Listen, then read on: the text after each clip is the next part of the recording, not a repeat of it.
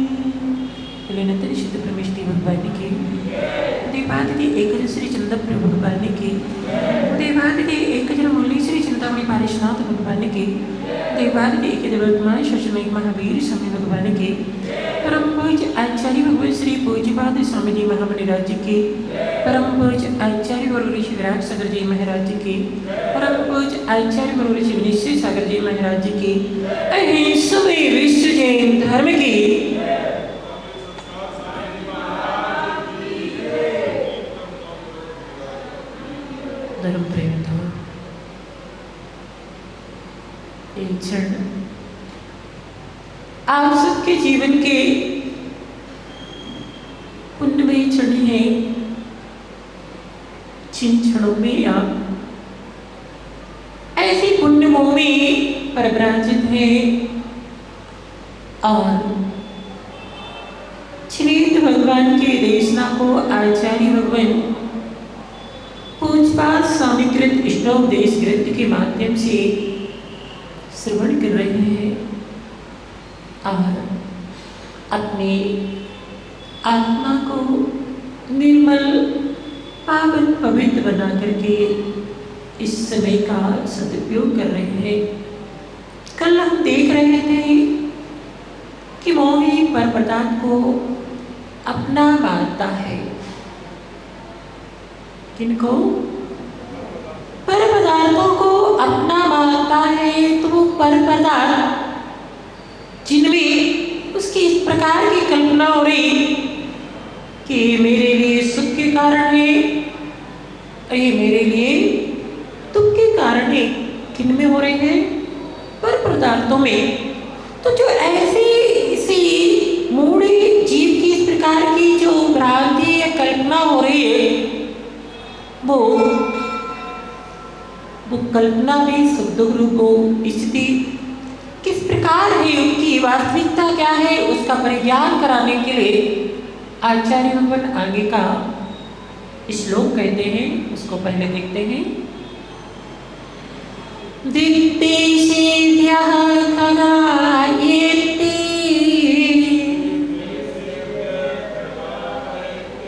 संवसन्ति नगे नगे सौ कार्ये वशाद्यन्ति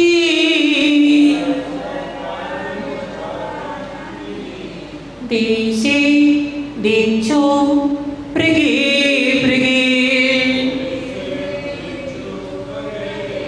दिक्देशेभ्यः खगायेति संवसन्ति नगे नगे सौ कार्यवशात् यान्ति देशे देशो पृगे पृगे।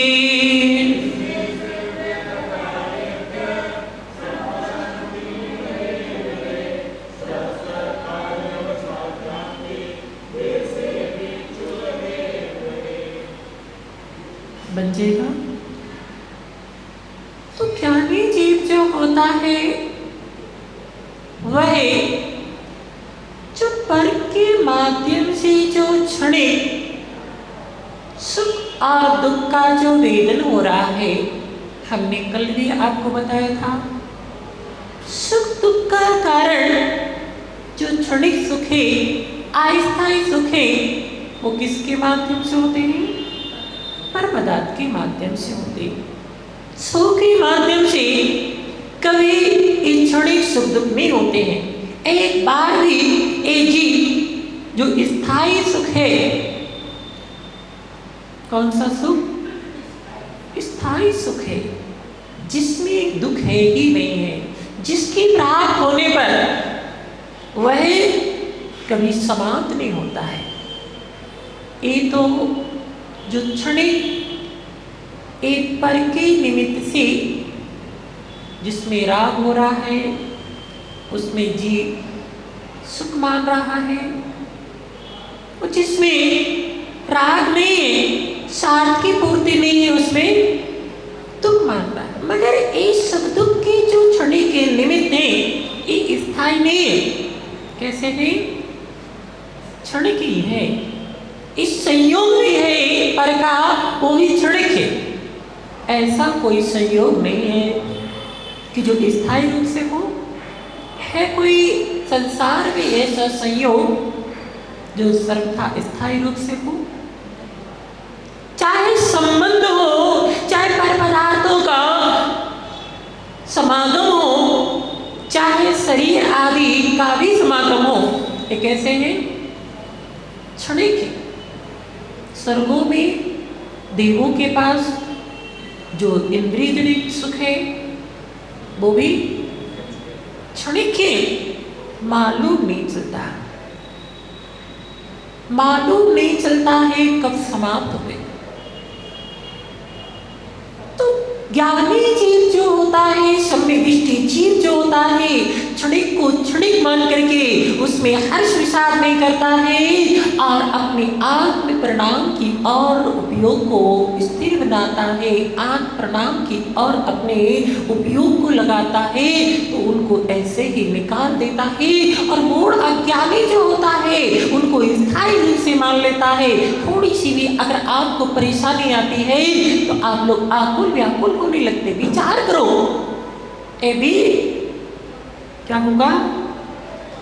क्षणिक ही चला जाएगा।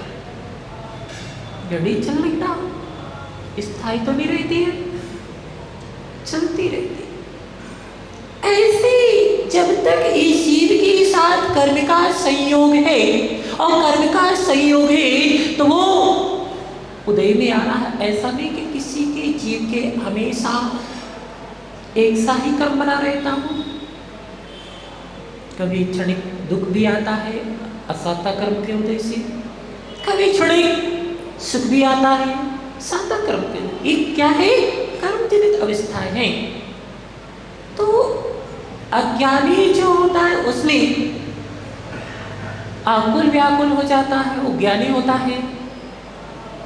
आया है, मेहमान आया है, तो ऐसा नहीं कि आप क्या स्थायी रह जाएगा, चला जाएगा। महाराज भी आए हैं, चले जाएंगे। ऐसे जो भी मेहमान आपके यहाँ आए हैं, ये सब मेहमान हैं। ये परिवार भी कौन है? मेहमान है। अब मेहमान है, अब मेहमान है तो उनका जाना भी निश्चित है। जब आया है और जाना निश्चित ही दिमाग में आ जाएगा तो फिर आपको वियोग नहीं होगा। और आप तो आए, थोड़े समय के लिए भी आपके यहाँ कोई मेहमान आ जाते हैं तो आप उनमें इतने संलग्न हो जाते हैं कि हमेशा के लिए हमारे ही हो गए। फिर उनका वियोग जब होता है, उनका हमसे बिछोर होता है, तो फिर क्या होता है? हम आर्तरोध प्रणाम करने लगते हैं। तो क्या नहीं यही विचार करना कि जिसका संयोग चाहे दे, वो संयोग वैसे क्षणिक है। कैसे है? क्षणिक ही संयोग वैसे पर है। और जब आपको ऐसा ज्ञान हो जाएगा तो इस शरीर के वियोग होने पर भी कोई बता दे आपको, ये तो पक्का है कि वियोग होना निश्चित है। अगर कोई ज्योतिषी, कोई मंत्रवादी, कोई निमित्त ज्ञानी आपको बता दे कि अब इस शरीर का वियोग होने वाला है आपका इतने समय बाद, तो आप क्या करोगे? आप तो प्रणाम करने बैठ जाओगे। ओहो, अब पहले से दिमाग में स्थायी रूप से आपके बना हुआ है कि ये स्थायी नहीं है, ये तो इसका वियोग निश्चित है। देखो, जानो, जाने दो, तथास्थ होकर देखो, उसमें संलग्न मत हो। उस संलग्न हो गए तो बस यही दुख का कारण है। इसी बात को आचार्य वगैरह के संसारी जीवों का कुटुंब परिवार कैसा है, इस कुटुंब परिवार की स्थिति को बता रहे। अब आप अच्छे से विचार करना, जो आज वर्तमान में स्थिति बनी हुई कि जीव जानता है, समझता है, अनुभव की कर रहा है, सबको देख रहा है, फिर भी उसमें से आत्म कल्याण की भावना के निमित्त उससे निकल नहीं पा रहा है। क्यों नहीं निकल पा रहा है? उसमें इतना संलग्न हो गया है, अब उसको छोड़ा नहीं जा रहा है। मगर छूटना निश्चित है, छूटना निश्चित है। एक होता है ना, यानी हंस करके छोड़ता है, खुश होकर के छोड़ता है, और ये छोड़ता नहीं है, उसका छुड़ा लिया जाता है, छोड़ना पड़ता है। ऐसी सी घटना है, एक घटना है, सुना था। देखो, ये कुटुंब परिवार जिसके लिए इतना ये जीव पाप पुरुषार्थ करता है, सब कुछ करता है, और वही जीव अगर जिस समय जा रहा है, विचार करना, आपको इसलिए बता रहा हूँ कि आपका जो मोह का पर्दा पड़ा हुआ है, जिसके कारण से आपकी स्थिति ये विपरीत बने हुए है, उनके प्रति विचार करो कि वो कैसे हैं जिनके कारण हम इतना पाप करते हैं, इतना सब कुछ करते हैं, उनकी स्थिति क्या है। तो ये घटना है कि किसी परिवार में एक वृद्ध माँ का वियोग हुआ, और वियोग हुआ तो उसके कानों में क्या थे? सोने के कुछ पहने हुए होंगे। अब वो पहने थे, बचपन काफी समय से पहने थे, तो वो ऐसी मजबूती से जो है वो उसमें फंस गए कि निकल रहे थे। अब उनके परिवार में उसका वियोग हुआ। जब वियोग हुआ तो अंतिम संस्कार होने थे, तो वो निकल रहे थे। क्या उठाया? चिमटा उठाया, ऐसी निम्रता से खींच करके वो क्यों चला जाए। अब सोचो, विचार करो, एक छोटा सा, चाहे सोने का हो, छोटा सा वस्तु छोटी सी थी, उसको भी वो नहीं निकला तो कोई बात नहीं, चला जाने तो उसको कैसी नींद देता, ऐसे खींच लिया जाता है। इसलिए ज्ञानियों विचार करो, ये खींचे, इससे ज्ञानी जीव तक कोई खींचे इससे पहले खींच करके फेंक देता हो। अज्ञानी जी उसको जीते जी छोड़ नहीं पाता है, छुड़ा लिया जाता। विचार करो कि हम छोड़ करके जाएं कि हमारा छुड़ा लिया जाए, क्या करना है ज्ञानी? छोड़ के जाना है। सही से बोलना, जिनवाणी रखी विराजमान है और गुरु भी विराजमान है और देव भी विराजमान है, ऐसी भाव बनाना कोई छुड़ाए नहीं। देखो जितने भी निर्गुण थे, क्या उनके पास कुछ था नहीं? क्या सब कुछ था? काला जी सब कुछ था। ऐसे कोई निर्गुण नहीं बने होंगे कि जिनके पास कुछ नहीं हो तो बेचारे चलो अब यहाँ इतने सारे लोग खिलाते रहेंगे तो अब यहाँ पर मुनि बन जाओ, ऐसे कोई नहीं बनता होगा।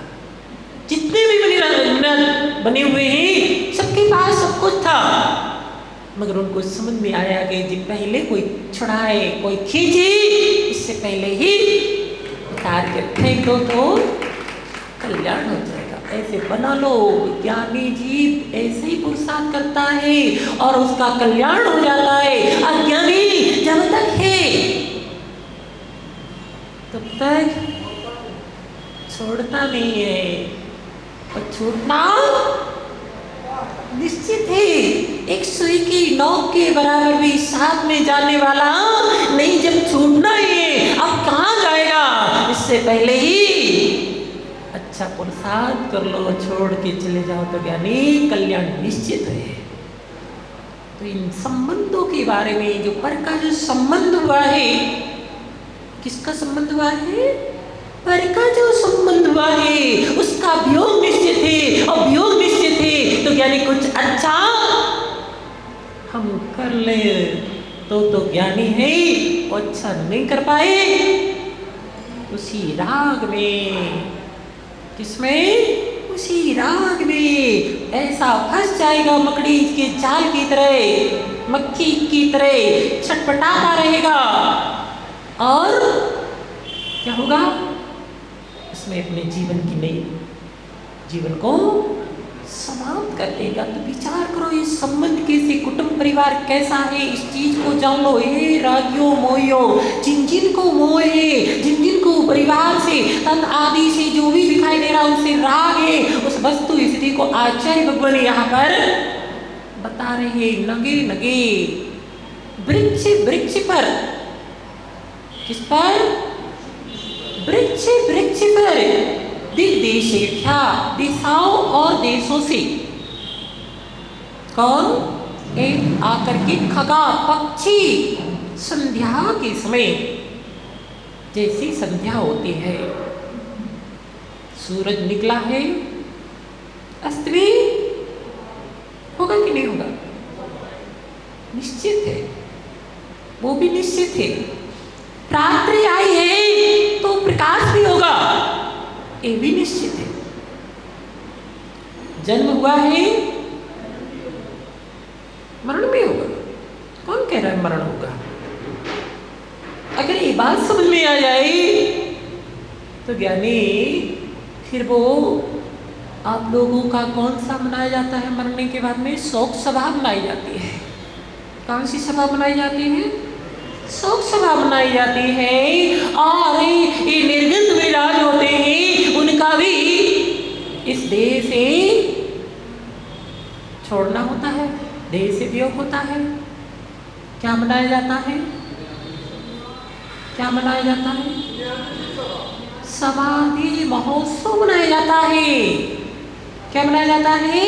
समाधि महोत्सव मनाया जाता है। और अज्ञानी जीव का शोक सभा मनाई जाती है। अब आपको क्या मनवाना है?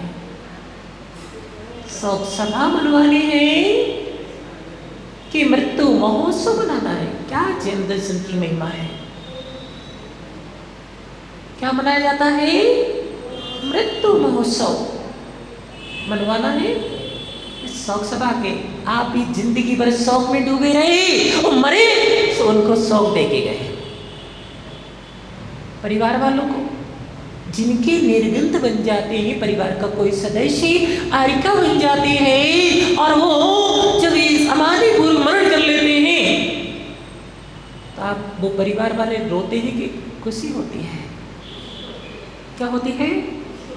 उस जीव को भी आनंद आता है, खुशी होती है कि मेरा जीवन धन्य हो गया, मेरा ये समय का सदुपयोग हो गया, मेरे मृतों को धारण करके इसे हंसते हंसते देह को छोड़ करके विदेह की यात्रा का पुरुषार्थ किया। अब हमारा विदेह की यात्रा का पुरुषार्थ पूरा समय आने पर होगा। खुश होकर के जाता है। कैसे जाता है? खुश होकर के जाता है। वो संक्लिष्ट परिणाम से रोते रोते नहीं आता। और भोगी जी कैसे जाता है? रोते रोते जाता। क्यों रोके जाते जाता है? क्योंकि पर को अपना मान बैठा है, और पर को अपना मान बैठा है, और जब उसका वियोग हुआ है तो रोता है। और जे ज्ञानी जीव जो होते हैं वो पर को अपना नहीं मानते, पर को पर मानते, उसके वियोग होने पर ओहो इससे मुक्त हो रहे हैं, हंसते हंसते जाते हैं। और वो तो हंसते हैं, सारा समूह भी उनको समाधि मरण निर्माण भगवान महावीर स्वामी आदिनाथ भगवान का निर्माण हुआ। आप रोते हो, क्या करते हो? क्या खुश होकर के मोदक प्रमोदित होकर के मोदक चढ़ाते, खुशियां मनाते।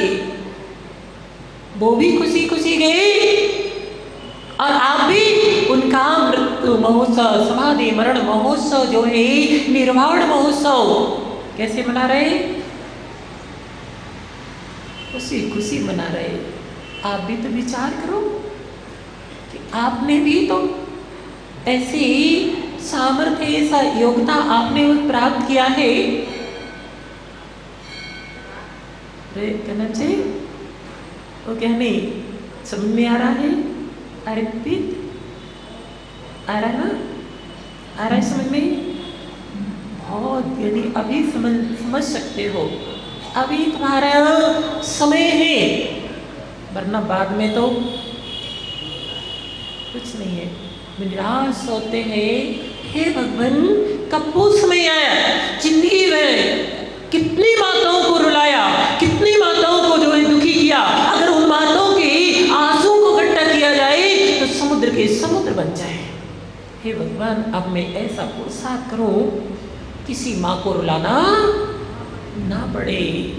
ऐसा पुरुषार्थ कर लो, ना स्वयं रोना पड़े, ना दूसरों को रुलाना पड़े। यानी ऐसा पुरुषार्थ कर लो, जीवन धन्य हो जाएगा। अभी स्वयं भी रो रहे, ऐसा कोई संसार में जीव नहीं है कि जो नहीं रोना। वो बात अलग है। बाहर से क्यों हेमंत ज्ञानी बाहर से चेहरा दिखता है कि हाँ बहुत अच्छा जो है खुश दिख रहा है, मगर हेमंत से पूछो अंदर से सबकी स्थिति है, चेहरा कैसा दुखी होता है, दुखी है। और जब वो परिवार का, कुटुंब परिवार का वियोग होता है, ये भी शरीर भी कुटुंब परिवार है, इसका भी वियोग होता है, तो क्या करता है? रोता है। यानी ऐसा पुरुषार्थ कर लो। है ज्ञानी क्या नाम? क्या नाम? अजमेरा जी, पवन अजमेरा कर लो। यानी ऐसा पुरुषार्थ कि अब कोई बात नहीं, इतने समय अनादि से रुलाया है, अब जो है ना हम रोएंगे ना दूसरों को रुलाएंगे। वो है दीक्षा को धारण करके समाधि पूर्वक मरण करोगे, आप भी खुश होकर के जाओगे और आपके परिवार भी धन्य हो गया। ऐसा पुरुषार्थ कर लेना चाहिए। ऐसा पुरुषार्थ कर लेना चाहिए। इसलिए वो महापुरुष यही पुरुषार्थ करते थे कि समय से पहले सब कुछ छोड़ करके, समय पे छोड़ देता है तो वो कार्यकारी हो जाता है। वो समय पे नहीं छोड़ता है, छूटना तो निश्चित है। समय पे नहीं छूटता है तो उसका वियोग सहना पड़ता है। कोई भी हो, वियोग निश्चित है, सहना पड़ेगा।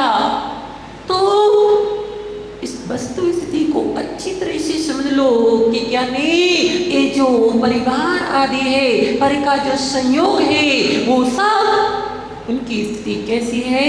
जिस प्रकार से वृक्ष पर दिशाओं और देशों से आकर के पक्षी संध्या समय, संध्या होती है ना, तो क्या करते हैं, वृक्षों पर आकर के निवास करने लगते हैं। अब तो वृक्ष वगैरह देखते हो, कभी पक्षियों को देखा है, करते कि नहीं करते? कब तक करते हैं वो निवास? रात्रि काल, रात्रि में विश्राम करते, निवास करते, और जैसे प्रभात हुआ संधि ठहर जाते हो, वो प्रगे प्रातः काल सौ कार वसात अपने अपने कार्य के बस क्या करती हैं, देश दीक्षु भिन्न देश में। अब कौन कहाँ से आया है और कौन कहाँ जाएगा, उनका भी निश्चित नहीं आता। कौन कौन सी दिशा, कौन कौन से देश से पक्षी आए, उन्होंने रात्रि में उस वृक्ष पर जो है निवास किया। वे तो नहीं करते भी हो, भैया कुछ समय के लिए मिल गएंगे तो उनमें इतना राग बन जाता हो, और वे कैसे बिछड़े तो उसी पे रुक जाओ। और आप लोग क्या करते, ये आयु रूपी रात्रि को व्यतीत करने से करने के लिए, क्या करने के लिए, आयु रूपी रात्रि को व्यतीत करने के लिए। पता है क्या नहीं, जो तुम्हारा बेटा आया है वो कहाँ से आया, पता है किसी को? उसमें कितना राग कर दिया। कभी कभी ऐसा भी होता है, बेटा भी शत्रु के रूप में आता है, पत्नी भी शत्रु के रूप में आती है, पिता भी शत्रु के रूप में। राजा सेडिक का देख लो, कुड़िक्का जी, उसका जो बेटा था वो कौन था, पूर्व का शत्रु। कौन था, नहीं पढ़ा सैनिक चरित, पढ़ा है ना, पढ़ना ज्ञानी। कुड़िक जो उनका बेटा था वो पूर्व का शत्रु था, उसने बदला लेने के लिए ही उसके यहाँ जन्म लिया था। और उसको देखो, पिता को किसमें, महल के बाहर द्वारे पे एक जाल बना करके उसमें कैद कर दिया, और उसको कितनी यातनाएं देता था। उसने अपने पुत्र को कैसे पाला, मेरा पुत्र है। पढ़ना, जब उस बालक को एक हाथ में या कहीं पर शरीर में एक बड़ा फोड़ा हो गया, बालक ही कितना सॉफ्ट होता है कि नहीं होता है, तो वो कैसे दूर किया जाए, तो उसने उसको अपने मुख से चूस करके, बालक को दुख नहीं हो जाए, परेशानी कष्ट नहीं हो जाए, चूस करके उसको निकाल करके उसकी पीड़ा को दूर किया था। वही पिता है, वही बेटा है। उस बेटे के दुख को दूर करने के लिए, उसकी परेशानी को दूर करने के लिए वो पिता अपने मुख से, ओहो क्या आ गए, कभी आ गए, क्यों सुनकर के ज्ञानी यही होना है, जिसको तुम संभाल रहे, जिसके लिए इतना पाप कर रहे, जिसके लिए इतना विकल्प कर रहे, ज्ञानी कोई और नहीं लगाएगा। कौन लगाएगा? इस तन में जिसे दूसरे के तन के लिए, अपने तन के लिए आपने इतना पाप किया, अग्नि कौन लगाएगा उसमें? अरे इस पिता ने तो हमारा इतना ध्यान रखा, इतना बड़ा किया, सब कुछ किया है, इसके तो शरीर को संभाल के रखना चाहिए। अरे ज्ञानी, तो तुम्हें भी तो किससे राग है? आत्मा से राग हो रहा है कि शरीर से राग हो रहा है? आत्मा से राग हो तो आत्मा का हित का भाव हो आपका। आपको भी राग है तो किससे राग है? क्यों ज्ञानी, क्या नाम इनका? ललित जी, ललित सेठी बहुत है यहाँ पर, जहाँ देखो सेठी सेठी जी समझ में आ रही है? अरे ना, किससे राग है? आपको अपने बेटे की उस आत्मा से प्रेम है कि पर्याय से प्रेम है? पर्याय से प्रेम है। और पर्याय उसकी है क्या? जब तुम्हारी पर्याय तुम्हें मिली हुई है वो भी तुम्हारी नहीं है, तो बेटे की पर्याय तुम्हारी कैसे हो जाएगी? उससे प्यार कर रहा है। वही देखना समय में वही लगाता है, कोई और नहीं लगाता है। वही खींचते तुम्हारे तन पर एक वस्त्र भी पहने हुए वो भी खींच लेंगे। इसी उस माँ का उसके ही बेटे नहीं, वो नहीं निकल रहा था, सुनसी पकड़ी, उसको दया नहीं आई कि चलो कोई बात नहीं, उसी का तो है, उसने इतना सब कुछ दिया है, चला जाने दो। इतनी सी वस्तु के लिए वो किसी निर्दयता से निकाल दिया। ऐसे होता है। कितना राग कर रहे, विचार करोगे यानी जिनके प्रति राग कर रहे वो कैसे है। अब इसी भाव में भी शत्रु बन जाते, पर भाव में तो छोड़ दो, इसी भाव में वो शत्रु बन जाते। जितने भी बेटे हैं अपने माता पिता का ध्यान नहीं रख रहेंगे, अपना माता पिता के विरुद्ध चल रहेंगे, उनको जो है अच्छे से देखना पसंद नहीं कर रहे, वे कौन है तुम्हारे? मित्र है कि शत्रु है? वो भी शत्रु है जो माता पिता आत्म कल्याण के मार्ग पे बढ़ना चाह रहे हैं और उनके परिवार के उनको बढ़ने नहीं दे रहे हैं। वो कौन है? शत्रु है। उन शत्रुओं का कितना संरक्षण कर रहे, आप कितनी परवरिश कर रहे, कितना उसके लिए पाप कर रहे, कभी विचार नहीं करते? क्यों खाला जी विचार नहीं करते? हम किसके लिए कर रहे? अपने लिए तो क्या है, अपने लिए तो जितना धर्म पुरुषार्थ कर लिया, जितना दान पुण्य कर लिया, वही तुम्हारा है। अगर कोई के कहने पर भी किया, ये ध्यान रख लेना, किसी के कहने पर कि तुम दे दो, अब भाव तो नहीं है तो दे रहे, तो भी तुम्हारा नहीं है। छो तुमने अच्छे भावों से के सौभाग्य कि मेरा द्रव्य का सदुपयोग सही जगह हो रहा है। इतना सा अगर सही समीचीन जगह पर शुद्ध क्षेत्रों पर दिया जाता है तो आगामी भाव में बैंक में तो कितना % मिलता है? ब्याज कितना % मिलता है? 7%। और यहाँ इस बैंक में जमा करते हैं कितने % मिलता है? अनंत गुना मिलता है। उदाहरण दिया है आचार्यों ने कि जैसे बट का वृक्ष कितना बड़ा होता है? बहुत बड़ा होता। उसका बीज कितना सा होता है? उस बीज की विशेषता होती है यानी इतना छोटा सा होता है, फिर गद्दी पे लेकर फूंक दोगे ना उड़ जाएगा। वही बीज सही समय पर सही भूमि में डल जाता है, सही समय पर सही भूमि में डल जाता है। कितना बड़ा वृक्ष होता है? सबसे बड़ा वृक्ष किसका होता है? बट वृक्ष होता है। इतना सा बीज सही समय पर सही जगह डला, इतना बड़ा वृक्ष के रूप में होकर के कितना विशाल होता है। इसी प्रकार से वो द्रव्य जो है सही समय पर सही जगह, अब सही कहीं मंदिर बन रहा हो, समझना, हम बड़े दानी हैं, जहाँ मंदिर बन रहा हो, कुछ दान सत्यचेत कोई दान का आवश्यकता हो, वहाँ हम दान करते, मगर अभी नहीं करना है। क्या नहीं करना है? अभी नहीं, बाद में करेंगे। सही समय पर नहीं दिया तो वो मंदिर बन रहा है, वो मंदिर बनेगा क्या? नहीं बन रहा है। सही समय पर सही जगह देने से वो विशाल पुण्य को देने वाला साबित होता है। होता है नहीं होता है? तो जो थोड़ा सा भी सत्य क्षेत्रों में सही समय पर सभी दे दिया जाता है, उसका विचार करो कितना विशाल पुण्य अर्जन होता है। और उसको भोगों में लगा दो, वही द्रव्य भोग में लगा दो। जो आप मंदिर में डिब्बी भर चावल लाए, कितना लाए? इतना डिब्बी भर चावल लाए, उसी डिब्बी भर चावल को लेकर के आपने जिनेंद्र भगवान की पूजा कर ली, वो कितने की द्रव्य आई? 100 रुपए की मान लो। 100 रुपए की द्रव्य लाए आप आपने उसको वीरेंद्र भगवान के पूजन में वे किया, उसके माध्यम से आपने कितना पुण्य किया, उसका कोई सीमा नहीं है।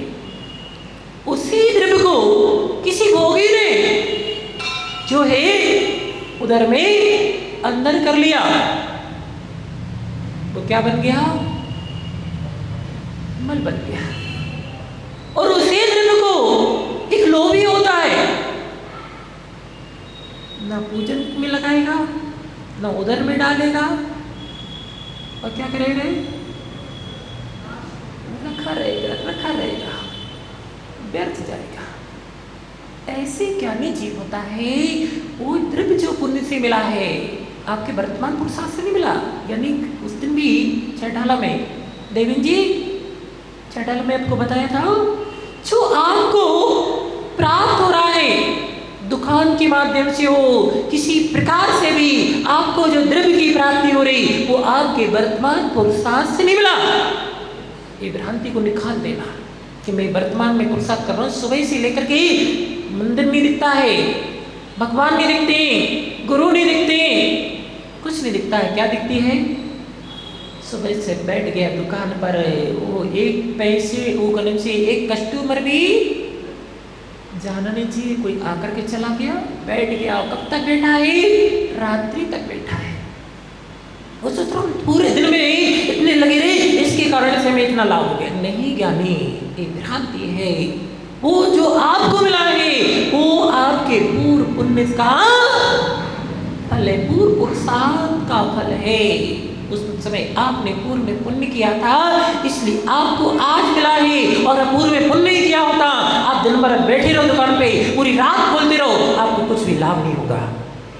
पुण्य है तो लाभ हो गया, पुण्य नहीं होगा कुछ नहीं होने वाला। इसलिए जैसे कृषक की स्थिति है ना, कृषक ने जो पूर्व में बोया था वो आज काट रहा है, उसका भोग कर रहा है, और जो आज बोएगा वो आगे मिलेगा।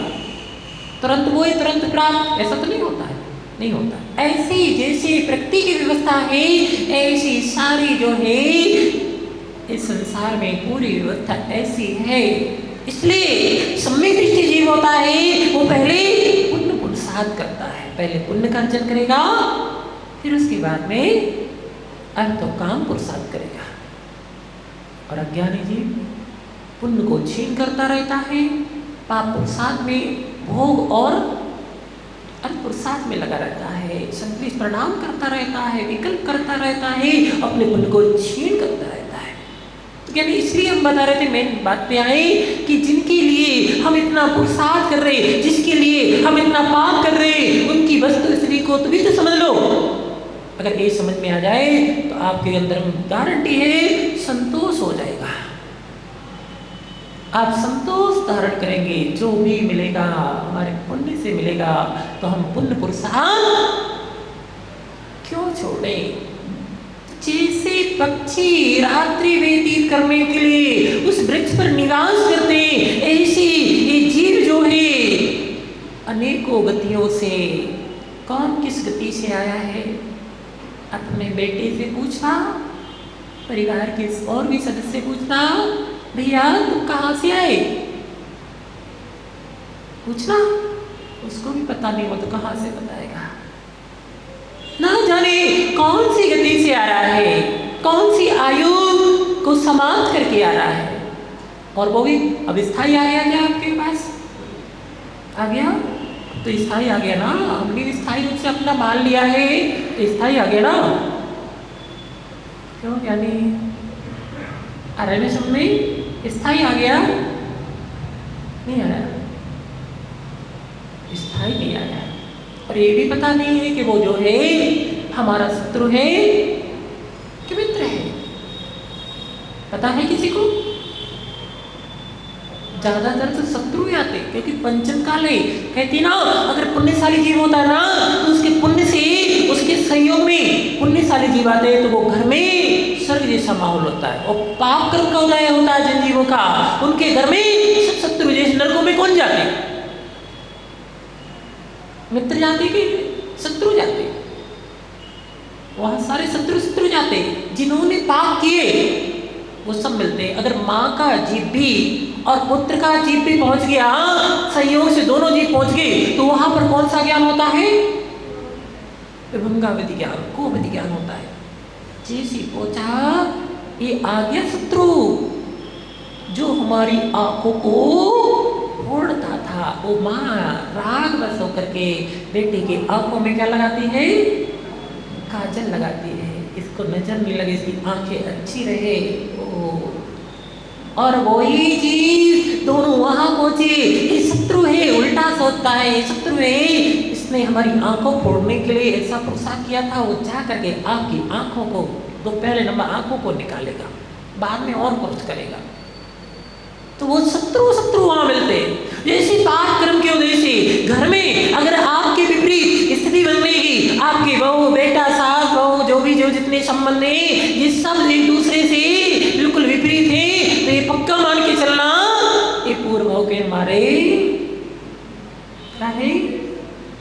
शत्रु के जीव आए हुए, और आपके अच्छे सुनने वाले प्रवेश करने वाले हैं आपके पूर्व भाव के। फिर भी राग नहीं करना, शत्रु भी आया है उसमें भी राग द्वेष नहीं करना, और मित्र भी आया है तो उसमें भी राग द्वेष नहीं, क्योंकि ये तो जैसे आयु समाप्त होगी सब चले जाएंगे। जन्मे मरे अकेला चेतन, सब दुख का होगी, और किसी की क्या एक दिन यही देह जदी होगी। जब देह ही अपने लिए तो इतने स्पष्ट रूप से जो पर दिखाई दे रहेंगे वो तुम्हारे कैसे हो जाएंगे? विजाति के जो द्रव्य है, मकान है, नरे पैसा जो कुछ भी है वो विजाति है, ये तो फिर भी जाति वाले शरीर है, जाति वाले। जब जी जाति वाले भी तुम्हारे नहीं है, फिर अज्ञानी जीव विजाति वालों में भी कितना राग करता है? विजाति है कि नहीं है? धन संपदा उद्गल है, वो क्या है? शैलेशी जातीय है कि विजातीय है? ये तो जीव समझ में नहीं आता। विजातियों में भी इतना राग करता, जाति वाले हैं इनमें तो राग कर रहा है, चलो कोई बात नहीं, जो है जाति विजाति में भी कितना राग करता है, और विजाति में तो इतना राग करता है कि जाति वालों का भी दुश्मन बन जाता है। अगर भाई भाई लड़ रहे तुझे क्या कर रहे, किसके कारण लड़ रहे? हमने बताया था द्वंद्व के कारण, जर जोरू जमीन कंचन कामी और कामना, ये पूरे द्वंद्व के कारण। चाहे महाभारत को देख लो, चाहे रावण के युद्ध को देख लो, उसमें युद्ध किसके कारण हुआ? चाहे अपने घर को देख लो, घर में बंटवारा क्यों हुआ? घर में भाई भाई दूसरे से जुदा क्यों हुए? एक दूसरे के शत्रु क्यों बने? किसके कारण बने? मकान की थोड़ी सी जमीन के कारण, थोड़ा सा बंटवारा में थोड़ा सा उसके पास ज्यादा चला गया है। ऐसे से देखे हमने, तो आप लोगों को देखे होंगे, नहीं देखे हो, ऐसे कट्टर शत्रु बने हुए कि अगर कोई दूसरा आ जाए वो उसको कुछ ले जाए चलेगा, मगर जो भाई है अगर वो दिख गया आंखें लाल हो जाती है। केस चल रही, जितना उसके पास गया नहीं है उससे ज्यादा केस चल रहा, दूसरों को भर भर के दे रहा, मगर वो नहीं छोड़ेंगे। हमने कई बार ऐसे लोगों को समझाने का प्रयास भी किया, इतनी कट्टरता शत्रुता भरी हुई कि वो नहीं, इतना छोटा सा हिस्सा उसके पास अधिक चला गया, वो भी छोड़ने के लिए तैयार नहीं, और वो भी छोड़ने के लिए क्यों बन रहे ये शत्रु? इसलिए विचार करोगे नहीं, ये सब तो क्या है? क्षणिक है। आंख खुली सब दिख रहे, आंख कब बंद हो जाए कोई भरोसा है? कोई भरोसा नहीं है। इसी प्रकार से ये सब संबंधी जब तक तुम्हारी आंखें खुली हुई तब तक दिखाई दे रहे, आंखें बंद हो जाएंगी सब समाप्त हो जाए, सब अपनी अपनी गतियों से भिन्न भिन्न गतियों से आ रहे, भिन्न भिन्न जो है आयुष से समाप्त करके आ रहे, और साथ में भी नहीं जाएंगे। जाएगा कोई? पूछ लेना, परिवार वालों से पूछ लेना, बेटा हम तुम्हारे लिए इतने पाप किए, इतना सब पुरुषार्थ किए, बेटा तुम साथ चलोगे क्या, साथ दोगे क्या? वो नहीं कहेगा, वो तो कहेगा भैया हम इधर ही बढ़िया है, आप जाना है तो जाओ, हम नहीं जाएंगे। यही तक है, बिल्कुल सत्य बात है। और ये वस्तु स्थिति को अगर समझ लोगे तो ज्ञानी जो राग के वशीभूत होकर के इतना सब पाप कर रहे हैं, ये आपको विरक्ति हो जाएगी, बैराग हो जाएगा, और आप फिर किसके लिए पुरुषार्थ करोगे? पर के लिए नहीं, स्वयं के लिए करोगे। इसलिए ज्ञानियों, राग करने से पहले इनके बारे में अच्छी तरह से जो समझ लो, वस्तु स्त्री को अच्छी तरह से समझ लो, दिमाग में बिठा लो, तो आपको फिर रोना नहीं पड़ेगा। क्यों दीक्षा लेते? दीक्षा इसलिए दिल का जो राग बैठा वो राग समाप्त हो, और राग से रहित होकर के, बेराग से ओतप्रोत होकर के, और जो है समता पूर्वक मरेंगे, जिसे बोलते हैं समाधि मरण। और राग में फंस करके, वियोग से ओतप्रोत होकर के मरोगे, उसका नाम है कुमरण। कुमरण करना है कि समाधि मरण करना है? कोई के नहीं दिख रहा लक्षण। ऐसे समाधि मरण होता है। समाधि मरण किनका होता है? जो सब कुछ अच्छी सावधानी पूर्वक छोड़ देता है, विकल्प छोड़ देता है, समता भाव को धारण करता है, उसका होता है समाधि मरण। और जो छोड़ता नहीं है, ग्रहण किए होता है, और छूटने लगता है, वियोग होता है, फिर मरता है, उसका होता है कुमरण। और कुमरण होता है तो कहाँ जाता है? संसार में भटकता है। इसलिए ज्ञानियों, संबंधों के बारे में, ये माताओं जिनके राग में जो वृद्ध हो गए, हमने बोला था एक दिन, और बुंदेलखंड में विशेषता है कि मंदिर में ये वृद्ध हो गए, कुछ करते करते नहीं बनता है, तो चलो महाराज जी अगर है नगर में तो महाराज जी के पास आकर के, आगे नहीं है तो मंदिर में आकर के बैठे, कम से कम अच्छे से समय तो निकलेगा। फिर भी घर रखा है बैठे, सास परिवार के लोगों की सुन रहे, कैसी कैसी स्थितियों को देख रहे, फिर भी घर से निकल रहे। क्यों मंत्राणी जी, अध्यक्षिणी? इतना राग है, कितना राग है। किससे राग है? घर से राग है। घर नहीं छोड़ा जा रहा, कोई और आकर के आ जाए तो, इसलिए घर को रखा लो। परिवार वालों से कितना राग है, उनसे थोड़ा सा दूर नहीं हो जा रहा है। भोगों से कितना राग है, थोड़े समय के लिए भी भोग नहीं छोड़े जा रहा है। इसलिए किसमें घुसे हुए हैं? दिन भर महाराज जी समय नहीं मिलता। एक माता हमसे प्रश्न पूछ रही थी, महाराज जी घर से टाइम नहीं मिलता है, फिर आत्मा का कल्याण कैसे करें? हमने कि तुम्हारा हो गया कल्याण, वो तो पूरा ही हो गया, दिख रहा है। टाइम ही नहीं मिलता है। हाँ, टाइम मिलता है। किसके लिए मिलता है? अपने साथ की पूर्ति हो, भोगों के लिए टाइम ही टाइम है। अच्छे काम करने के लिए टाइम नहीं है। सबसे ज़्यादा बिजी हैं ज्ञा वाले, कितने हैं? सबसे ज़्यादा बिजी हैं। बाकी लोग तो सब फालतू के तेरी। देखो जी बेचारे, देखो आप लोग देखते हैं कितने लोग सम्मेशकर से और यहाँ रुके, कितने दिन रुक करके कितना समय निकाल करके चले जाते, और ये यहाँ से निकल नहीं पाते हैं अच्छे काम करने के लिए। हाँ, पार्टी में घूमने जाना हो, शादी में जाना हो, भी देख लो कहीं पर पार्टी हो, फिर तो टाइम ही टाइम है। इतना टाइम है कि भगाओगे कि चलो भैया अब समय हो गया जाओ। अभी तो समय नहीं हुआ, अभी तो आनंद आ रहा है। समय समय कैसी स्थिति बनी हुई है रागियों की। आप लोगों से अच्छे तो वो पक्षी हैं कि वो आकर के रात्रि विश्राम करते हैं, वो थोड़े समय के लिए मिलते हैं, उसके बाद स्वतंत्रता से अपने अपने कार्यवश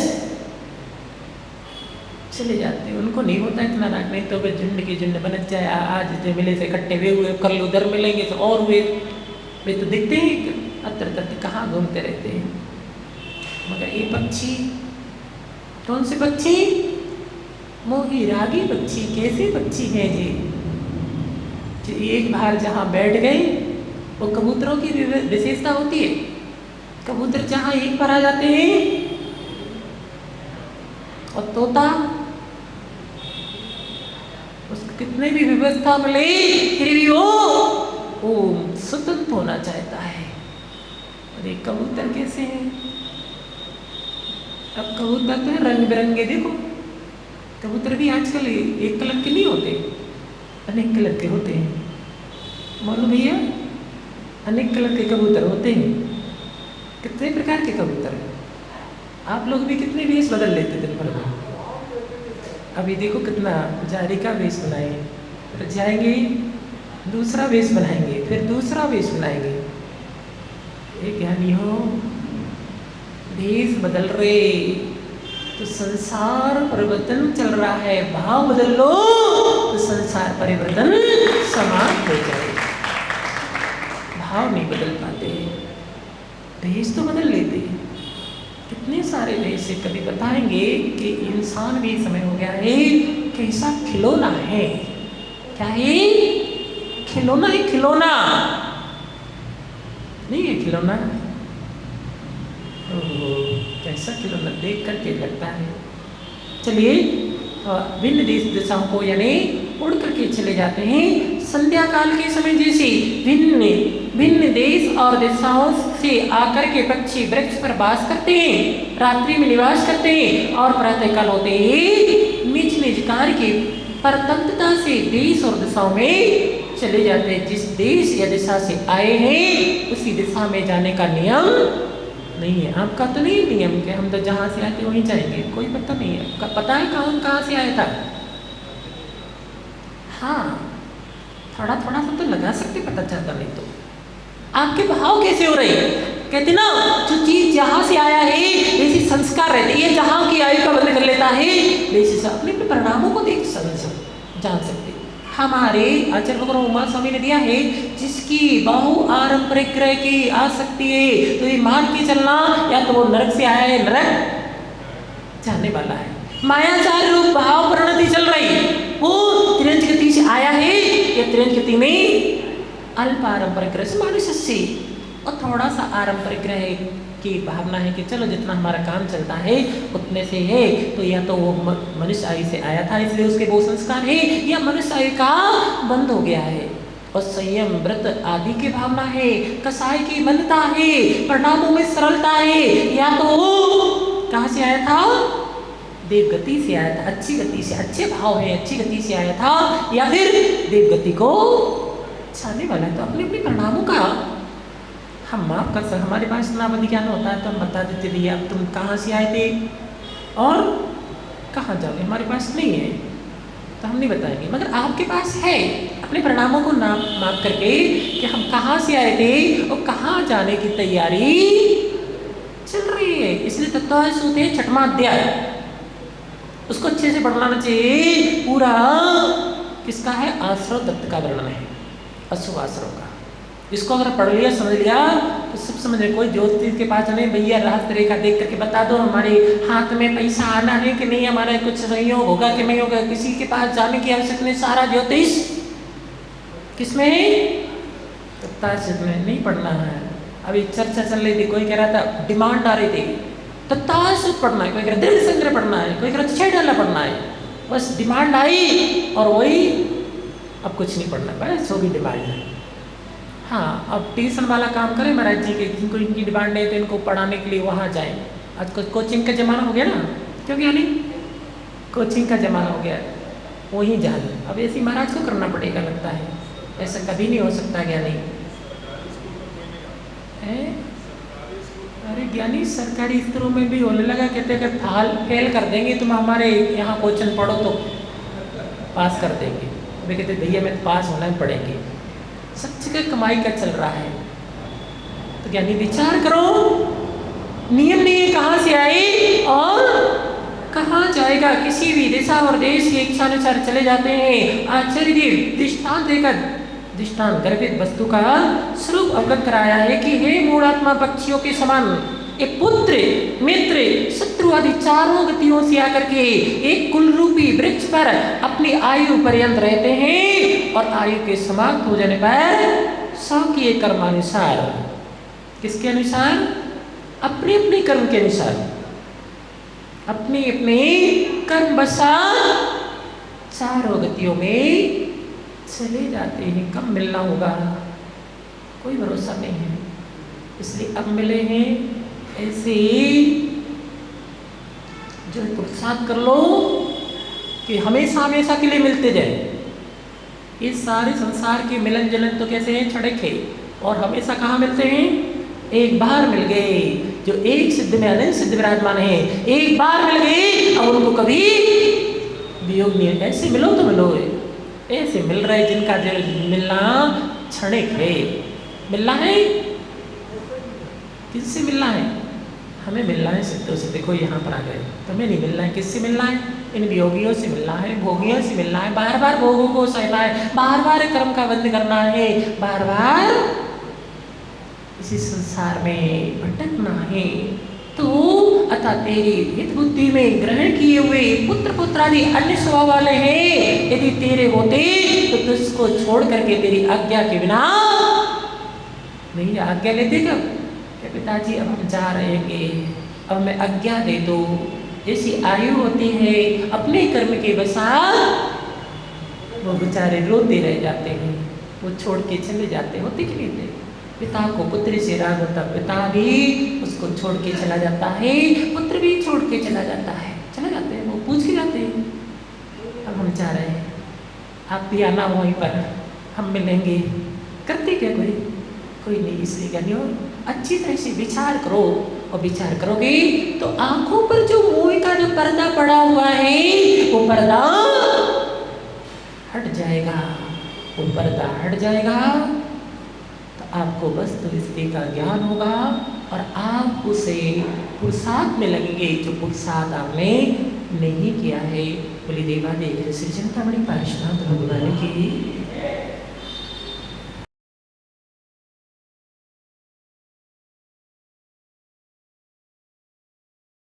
मिथ्यातम नाश वे को ज्ञान के प्रकाश वे को आपा पर भास वे को भानु सी बखानी है।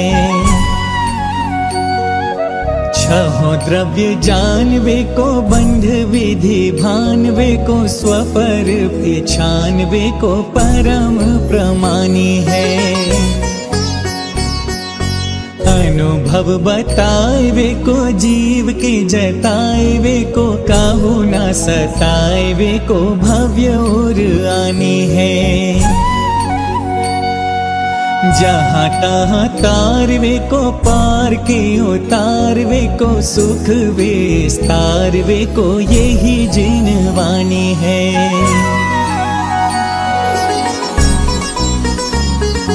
हे जिनवाणी भारती तो ही जपो दिन रैन, जो तेरी शरणागहे सो पावे सुख चैन। जावाणी के ज्ञान ते सूझे लोकालोक, सोवाणी मस्तक नमो सदा देत हो ढोक। सोवाणी मस्तक नमो सदा देत हो ढोक। देव भजो अरिहंत को गुरु सेवा निर्ग्रंथ, दया धर्म पालो सदा यही मोक्ष का पन।